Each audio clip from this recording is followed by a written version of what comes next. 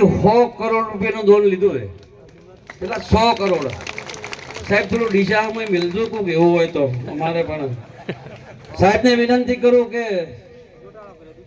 શાબ્દિક સ્વાગત. શાબ્દિક ને પ્રવચન.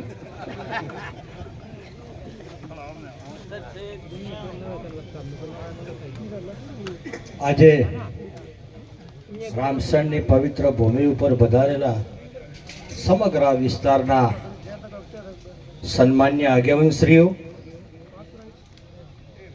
તેમજ 16 ગામને પણ ધોનેરા, ડીસા, લાખણી, થરાદ કે આજુબાજુથી પધારેલા તમામ મારી સમાજના સન્માન્ય વડીલો, મારા યુવાન મિત્રો, મારી માતાઓ અને બહેનો, સૌને નવઘણજી ઠાકોરના જાજા રામ રામ. આજે મારો પ્રોગ્રામ હતો ફાગવેલનો. પાથીજી મહારાજના ધામમાં સૂર્યધામનું ભૂમિ પૂજન હતું. હું મહેમાન હતો, પણ અજમલજીનો ફોન આવ્યો એટલે મનમાં એવો વિચાર આવ્યો કે આ વિસ્તારમાં ક્યાંક ઘણા વર્ષો થઈ ગયા છે, સમાજ ભેગો થાય છે, લાવો દર્શન કરતા હો. ફાગવલનો પ્રોગ્રામ રદ કર્યો. સૌ પ્રથમ તો તમારા 16 ગામના આગેવાનો, સ્ટેજ ઉપર બેસેલા આગેવાનો, ચામુંડા યુવક મંડળના યુવાનો, સૌને ખૂબ ખૂબ અભિનંદન આપું છું કે તમને સદારામ બાપાએ સદબુદ્ધિ આલી, તમે આજ બંધારણ બનાવ્યું. અમે પાટણની અંદર 6 મહિના પહેલા એક સંદેશો આવ્યો હતો ગુજરાતમાં કે ભાઈ 7 બારમાં નોમ રાખવો હોય તો 7 બારે પાટણ આપજો. થોડા ઘણા રહ્યા છે, 100 વીઘાથી 2 વીઘા બચુજી રહ્યા છે, કદાચ 5 વીઘા રહ્યા છે, અને અમુક તો હા વખત સાફુટીએ બોલાવી દીધા છે. બરાબર. એટલે મારું એક સપનું હતું કે આખા ગુજરાતમાં એક ઠાકોર, એક રિવાજ. અને અજમલજી દ્વારા બંધારણમાં એક મુદ્દો ઉમેરવાની હું વિનંતી કરું છું કે જે ગામડા, જે ગોળ, જે વિસ્તાર કે જે તાલુકો આપણને દીકરી આલતો હોય એ દીકરી આલવી. એ આપણે દીકરી ના આલે તો આપણી દીકરી એમના ઘરે આપણે શું કામ આપવી પડે?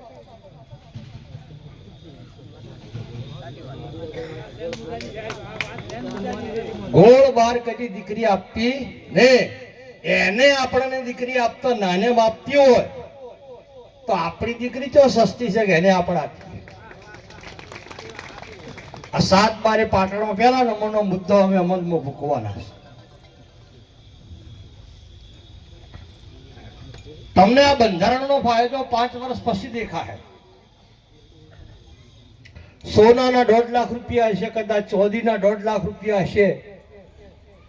આવે ને આપણે પેલી બાપડી 2 મણ પેલા ફોટકે ભોજી ભોજીને 2 કલાક તો ઉભે રહી છે, પેલા ભૂખ આવતી વખતે ખબર હોય તો. એટલે મોમેરું તમે તમારી જાત પ્રમાણે તમને ફાવે એટલું કરજો, પણ ઓઢમણા વાળી વસ્તુ એક પણ ન લેતા. અને એ દીકરીનો તો રૂપિયો આપણને શુભે ચમ કે આપણે તો હાલવાનું છે. એટલે ઓઢમણા પડતા બિલકુલ બંધ. મોમેરું લઈને જો ત્યારે દીકરીના ઓઢમણા ઓઢવા નહીં. બોલો મંજૂર છે? થોડા હાથ ઊંચા કરવા મોડા ના રહેતા, જેડે બેઠા ભારતા રહેજો. બીજા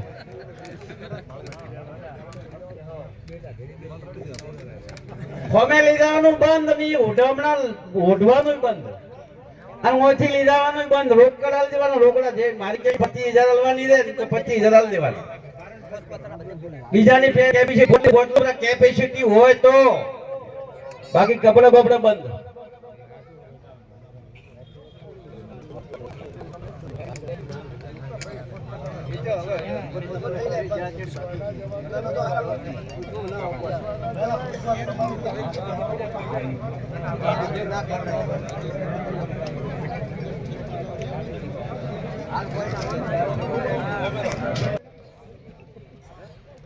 આ એ તો કીધું ને, ફટાકડા, અફીણ, બીડી બધું બંધ. જેને થોડા એક બે ફટાકડા ફોડતા ફોડજે, બાકી લાઈન કરવાની વાત છે, કોકને નુકસાન થાય ને એવી એવો ધંધો ના કરતા મહેરબાની કરીને. કેમ કે એ ફટાકડા વાળું તો કાઢી જ નાખો ને, શું ફટાકડું ફોડીને કરવું છે? હવે લગન જ બંધ કર્યું તો ટેટો છે ફોડવાનો આવે, બરાબર કે? હવે બીજું, હવે મરણ પ્રસંગની વાત હોય. મરણ પ્રસંગ વખતે આપણે જૂનું ચાલુ હતું, ઘડી અને ખીચડી રાખવી. પોતે કોઈ બિલકુલ ઉંમર લાયક હોય તો રાખવી પડે. અમે આગેવાનોને એવું કીધેલું છે કે ઉંમર લાયક હોય તો 70 વર્ષ 75 80 વર્ષનો હોય તો ઠીક, 4 દાડે 5 દાડે જે કરતા એ કરજો. શિવરો બીજો થોડો ઘણો એવું બધાનું સૂચન હતું એટલે એ રાખ્યું છે. આ મંજૂર છે કે બંધ કરવું છે? ખીચડી ઘટી કે બિલકુલ બંધ કરવું છે? ના ના, આ મુદ્દો પેલા આવેલો છે ને, આપણે નક્કી કરેલો છે, બરાબર કે? થોડા ઘણા નહીં ભાઈ, મારી વાત સાંભળો. 70 વર્ષની ઉંમર હોય, આપણા વડીલ બાપ દાદાના ઉંમરના મોટો માણસ કોઈ અચાનક ઓફ થઈ જાય, એવું થઈ જાય,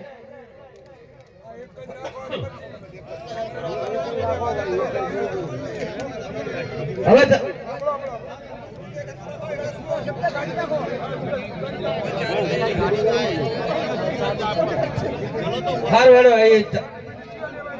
ઓકે.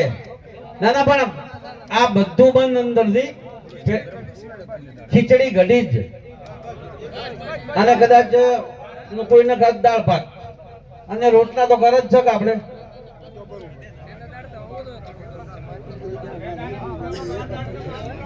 હા હા, એ રાખેલું નહીં. હા હા, એ મુદ્દો એમને રહેશે.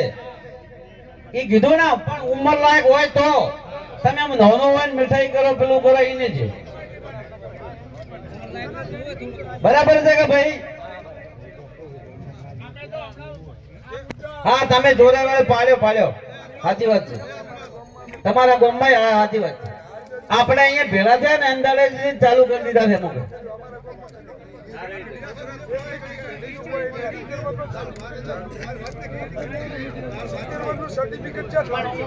ઉંમર લાયક હોય તો ભાઈ. હવે ચલો, એ પૂરું થયું. મરણ પછી આપણે પોણા મહિને છોડ નાખવાની હોય છે ને. છોડ નાખતી વખતે આપણી દીકરીઓ લઈને આવતી હોય 25 50 લોગીઓ પરિવારમાં, એ બિલકુલ બંધ. અને પોતાના મોભીને કે 2 લોંગી આપવી, પોચ વધારે હોય તો પોચ ઉપર નહીં, બરાબર? આ રેડી, હાથ ઊંચા કરજો ભાઈ, કરતા રહેજો. સદારામ બાબાની જય.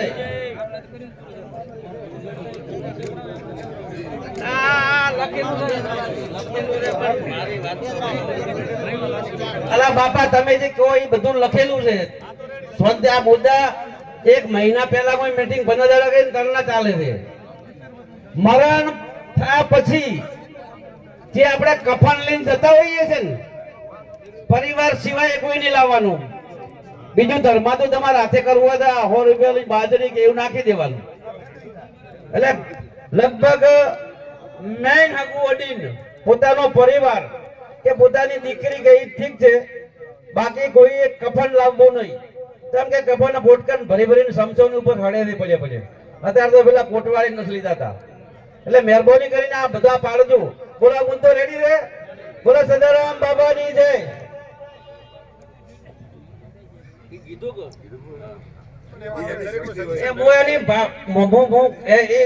એ કરું છું. તમારે શીરો ચાલુ રાખવાનું છે કે એ કઈ સજેશન કર્યું છે? નક્કી થયું છે ઉંમર લાયક હોય એને શીરો કરજો તમે ભાઈ. હવે આ બધાને પહેલા તમે તો જતા કૃષ્ણ હતા, હવે તમે હમણાં હલો ભાઈ, મારી વાત સાંભળો તમે ભમરાજી. 2 મિનિટ હવે થોડી ચર્ચા ઉભરજો, એનો આપણે નિરાકરણ લઈએ. 2 મિનિટ બેસજો, એ હમણાં રાખો એમને. ચલો પછી આપણે કોઈ કારણોસર બીમાર થો ને કોઈ લાગે ભાગે આ ના થાય ને ત્યારે બોલામણામાં ગાડીઓ ભરી ભરીને પેલો ઘરે જો મોટો લાખ 2 લાખનો ખર્ચો કરતા હોય છે. એટલે બોલામણા પ્રથા બંધ. જવું હોય તો હા વાડીને હગવું હોય તો જવાનું, રોટલા ખાઈને પાછું આવવાનું, બાજરીનું ઘી નાનું ભાઈ. એટલે બોલામણા પ્રથા બંધ.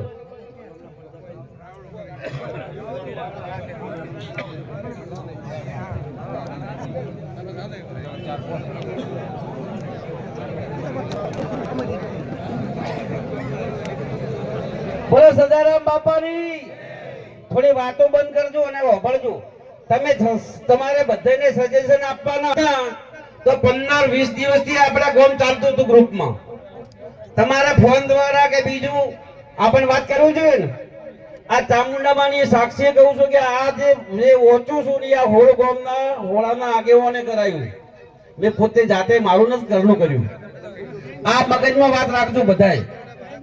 અને આ બંધો તમે તોડશો તો ચામુંડમાં અને તમારી આવનારી પેઢી તમને નડશે. એટલે મહેરબાની કરીને સારું થતું હોય તો હાડકા નાખવાનો ઓછો રાખજો. ગમે તે આ આપણા હોળાના હોય કે ભલે બીજાના હોય. અને હોળ ગોવાળાના આગેવાના તો ખાસ વિનંતી કરું છું કે આ વસ્તુ મહેરબાની કરીને યાદ રાખજો. રામસણ અને આ ચામુંડા માતાજીનું મંદિર. હવે પેલી બોલામણા પ્રથા બંધ. મરણ સમય ઘરના સિવાય બીજા કફન લઈને નહીં આવવું રેડી. પછી ઉઠોમણે બીજું બધું બંધ. જે પોતે પહોંચતા મૂકવાય મૂકતું ભરા ભાઈ. તમે હાડલા ને ટીટોન ધોતિયું લઈને દો એના કરતા રોકડા આલો કે. હા, એ મરણ પ્રસંગે લઈને દો પડ્યા પછી હારો પ્રસંગ આવે તો તમે એને ઉઠાડો. હા, હકીકત કહું છું. એ આપણે દોષી ગણાઈએ આપણે. હવે બીજું, આપણે સમાજની અંદર ઘણી વખત આપણે ઓભળ્યા છે કે ફલાણા ગામની ફલાણી દીકરી પરણાઈ લીધી ને ભાગી ગઈ.